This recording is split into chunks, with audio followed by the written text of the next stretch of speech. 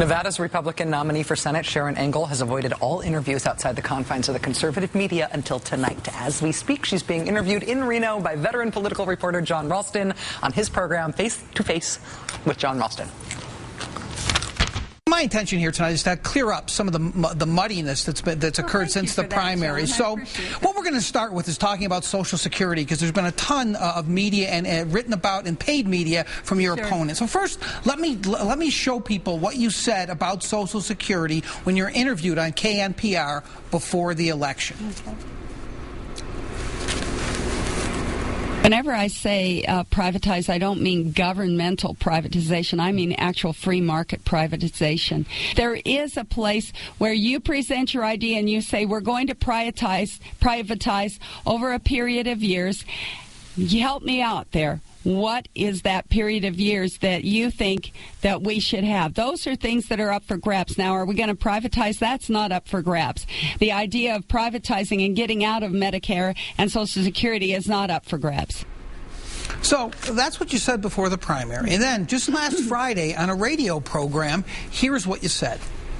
Here to save Social Security, so we have to get someone in that understands that the salvation of Social Security is to lock the lockbox and keep the government from raiding it, as well as put some real money in there, not IOUs.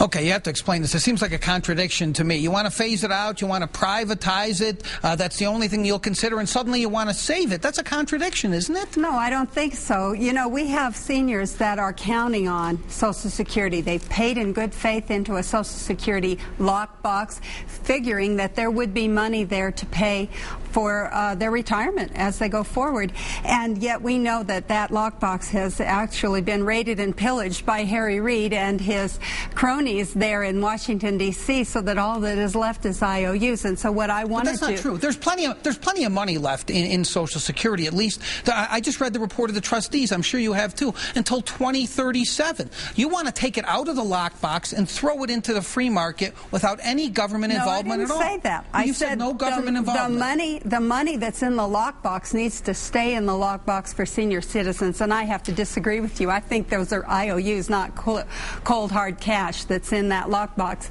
But going forward, we know that that is not going to be available to younger workers, and we need to allow them to personalize, and that's just kind of an expanded way of saying that sometimes you can do it through a privatized manner, or sometimes you can do it like they did through the federal government. You know, all of Harry Reid's employees have GERDA, which is a personalized account that doesn't allow the government to come in and raid the lockbox, and that's really what all of us should have, is something that we can count on. You're saying lockbox more than Al Gore ever did, but the point is that you want to throw this into the private sector. You want the private sector to rule. Now, if that had been in force, if the Sharron Angle plan had been in force a couple of years ago, millions of seniors would have lost all their money. No, that's not true, because of course it is. No, it isn't, because once we go forward with this thing of personalizing those accounts, and I'm not the only one that feels this way.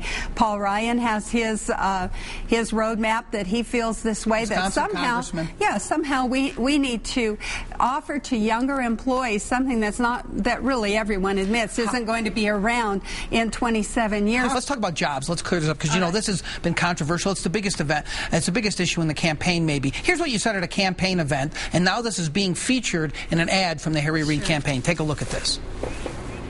Okay, this is what you said. We don't have the tape of this. People ask me, what are you going to do to develop jobs in your state? Well, that's not my job as a U.S. Senator to bring industry to the state. That's the Lieutenant Governor's job. That's your state senator's and assemblyman's job. That's your Secretary of State's job, to make a climate here in this state. Y'all come. All right. I can understand that argument. Yet, here's how you blamed Harry Reid for jobs on this program. Harry Reid has been waterboarding our economy with high unemployment, with high foreclosure rates, even to the point where the Obama whisperers agreed with Harry Reid that if you come to Las Vegas, you're coming on a junket. What really matters to Nevadans is they need jobs. They need to know that they can stay in their home.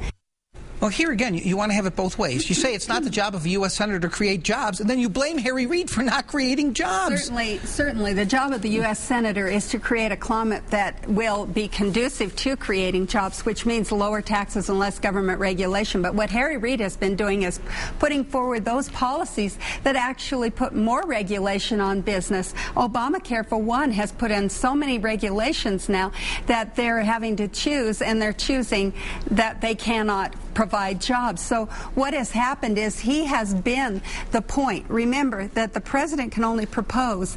Harry Reid has disposed of all of this legislation, the stimulus that was supposed to keep unemployment down below 8% if we went along with it. Well, it's now over. 14%. That's 14. right. Well, and we're deeper in debt. So really, I lay that all at Harry Reid's footstep because he's been the one that has been pushing. You're saying he hasn't brought any jobs back to this state, Assemblywoman? Harry Reid has created all kinds of jobs through you see these press conferences all the time, local government, state government. Who brought those jobs back? You're not going to give him credit for that?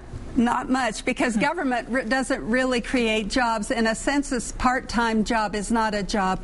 People want a job that really has benefits, that has a future, that really is something that they can count on to pay their mortgage. Jon Ralston ending Sharon Engel's political career in Reno tonight. Much more tomorrow.